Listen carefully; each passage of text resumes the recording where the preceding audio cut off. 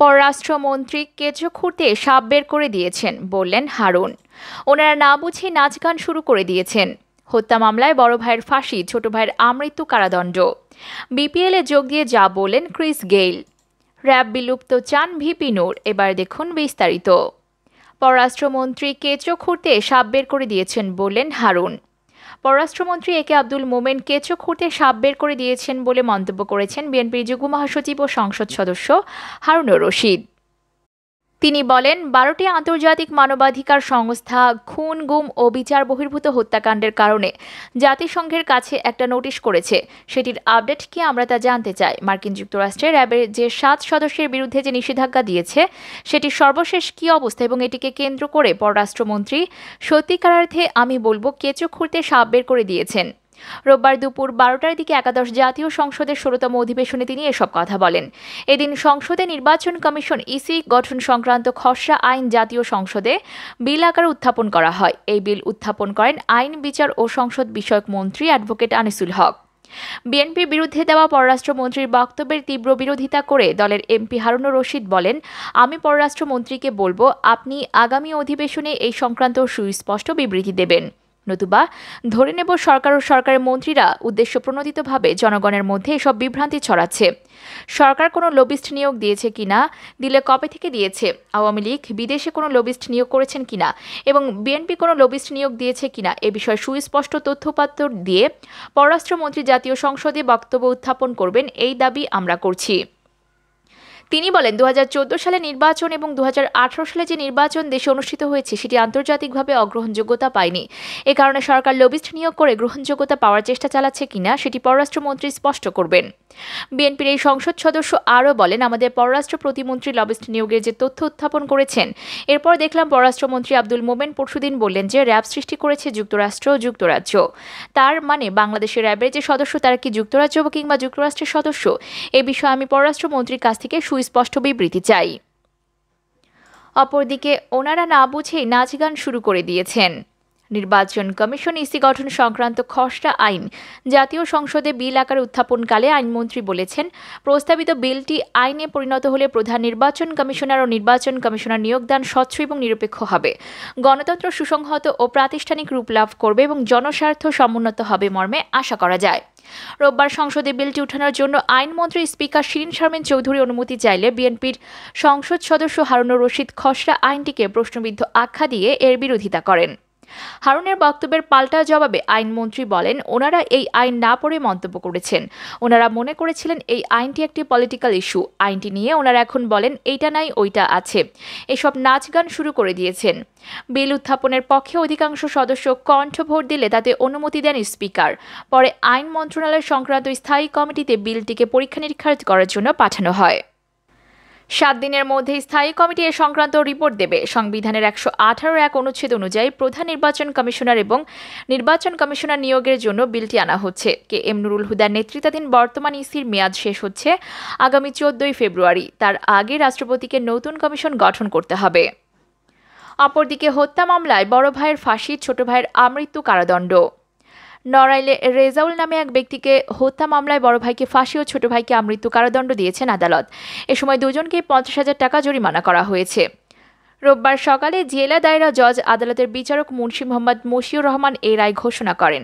রায় ঘোষণার সময় আসামিরা আদালতে উপস্থিত ছিলেন। মৃত্যুদণ্ডপ্রাপ্ত আসামি যশোর অভয়নগর থানার সোনা মোল্লার ছেলে বাসের আলী মোল্লা ও তার ছোট ভাই আমৃত্যু কারাদণ্ডপ্রাপ্ত কামাল মোল্লা। মামলার বিবরণে জানা যায়, নড়াইল সদর উপজেলার শিমুলিয়া গ্রামে বাসের মোল্লা ও কামাল মোল্লা মোহাম্মদ বাবুল মোল্লার বিধবা বোনকে প্রায় উত্ত্যক্ত করত। পরে বাবুল মোল্লার ছেলে রেজাউল মোল্লা আসামিদের তাদের বাড়িতে আসতে এবং বিধবা নারীকে উত্ত্যক্ত করতে নিষেধ করেন। 2019 সালের 26শে জুন আসামিরা ভিকটিম রেজাউলের বাড়িতে আসে এবং তাকে টানতে টানতে নিয়ে যায়। এ সময় কামাল মোল্লা লাঠি দিয়ে রেজাউলের মাথায় আঘাত করে। পরে অপর আসামি বাসের মোল্লা লোহার পেরেক লাগানো বাঁশ দিয়ে তার বাম কানের উপর আঘাত করে। এতে রেজাউল মারাত্মক জখম হয়। এরপর আসামিরা তাকে ফেলে পালিয়ে যায়। রেজাউলকে উদ্ধার করে প্রথমে স্থানীয় পল্লী চিকিৎসকের কাছে নিয়ে যাওয়া হয়। পরে সেখান থেকে নড়াইল সদর হাসপাতালে চিকিৎসা শেষে উন্নত চিকিৎসার জন্য খুলনা মেডিকেল কলেজ হাসপাতালে নেওয়া হয়। সেখানে পরের দিন 27শে জুন তার মৃত্যু হয়। পরে নড়াইল থানায় সদর থানায় একটি মামলা করা হয়। দীর্ঘ সাক্ষ্য গ্রহণ শেষে আজ এই রায় ঘোষণা করেন আদালত। অপরদিকে বিপিএলে যোগ দিয়ে যা বললেন ক্রিস গেইল। বাংলাদেশ প্রিমিয়ার লিগে খেলতে বরাবরই পছন্দ করেন ক্রিস গেইলের। বিপিএলের প্রথম আসরে প্রথম ম্যাচে বিস্ফোরক এক সেঞ্চুরি উপহার দিয়েছিলেন এই ক্যারিবীয় জায়ান্ট। বাংলাদেশের মাটিতে চোখ ধাঁধানো কিছু ইনিংস দেখা গেছে ক্যারিবীয় জায়ান্টের ব্যাট থেকে। বিপিএলে 42 ইনিংস খেলে 41.16 গড়ে তার রান 1482। ক্যারিয়ারের পরন্ত বেলায় আরেকবার প্রিয় আসরে খেলতে এসেছেন তিনি নির্ধারিত সময়ের একদিন আগেই। সাকিবের দলে খেলতে রোববার সকালে ঢাকায় পা রাখেন 42 বছর বয়সী এই ক্যারিবীয় তারকা। বাংলাদেশের মাটিতে পা রেখে ইউনিভার্স বস বললেন, আমি এসে গেছি, বিপিএলে যোগ দিতে যাচ্ছি বন্ধুরা। সবশেষে আসরে চট্টগ্রামের হয়ে খেললেও এবার দলবদলে বরিশালে নাম লিখিয়েছেন গেইল। দলে যোগ দিয়ে বরিশালের ভিডিও বার্তায় ক্রিস গেইল জানালেন, এবারও এখানে নিজেকে মেলে ধরতে চান তিনি। বলেন, fortune Barishal, Chris Gayle universe boss, আমাকে নেওয়ার জন্য কৃতজ্ঞতা। সবার সঙ্গে দেখা করতে মুখিয়ে আছি, আমি দারুণ কিছু করার অপেক্ষায় আছি। প্রথম জয়ের জন্য অভিনন্দন, পরের ম্যাচের জন্য শুভকামনা। আমি যখন দলে যোগ দেব ইউনিভার্স বস তার কাজ শুরু করে দেবে। উষ্ণ আতিথেয়তার জন্য ধন্যবাদ। উল্লেখ্য, বিপিএলের প্রথম আসরে বরিশাল বানার্সের হয়ে খেলেছিলেন গেইল। সেবার উদ্বোধনী ম্যাচে সেঞ্চুরির পর আরেকটি ম্যাচেও সেঞ্চুরি হাঁকান। 5টি ম্যাচ খেলেছিলেন প্রথম আসরে। দ্বিতীয় আসরে ঢাকা গ্ল্যাডিয়েটর্সের হয়ে একটি মাত্র ম্যাচ খেলেন। 2015 আসরে 4টি ম্যাচ খেলেন বরিশাল বুলসের হয়ে। 2016 সালের চিটাগং ভাইকিংসের হয়ে 5টি। 2017-2019 আসরে খেলেন রংপুর রাইডার্সে। সবশেষে 2020 সালে চট্টগ্রাম চ্যালেঞ্জার্সের হয়ে খেলেন 4 ম্যাচ। অপরদিকে র্যাব বিলুপ্ত চান ভিপি নূর। গণ অধিকার পরিষদের সদস্য সচিব নুরুল হক বলেন, যুক্তরাষ্ট্র নিষেধাজ্ঞা দেওয়ার পর সরকার ইয়ার্কিমূলক কথাবার্তা বলছে, লবিস্ট নিয়োগ করে এসব করা হয়েছে বলে প্রচার করছে। কিন্তু আওয়ামী লীগ 2004 সালে বাংলাদেশের পক্ষে লবিস্ট নিয়োগ করে, কিন্তু তারা দায় দিচ্ছে বিএনপির ওপর। বিএনপি দলের টাকা ব্যয় করেছে, কিন্তু আওয়ামী লীগ জনগণের করের টাকা ব্যয় করে লবিস্ট নিয়োগ করছে। তিনি আরও বলেন, নিজেদের দুর্ভাগ্য হচ্ছে তাদের মিথ্যার বিরুদ্ধে আমাদের সত্যকে প্রতিষ্ঠা করতে পারছি না। শুক্রবার রাজধানীর সেগুনবাগিচায় ঢাকা রিপোর্টার্স ইউনিটিতে গণ অধিকার পরিষদ আয়োজিত মার্কিন নিষেধাজ্ঞা ও আমাদের করণীয় শীর্ষক আলোচনা সভায় তিনি এসব কথা বলেন।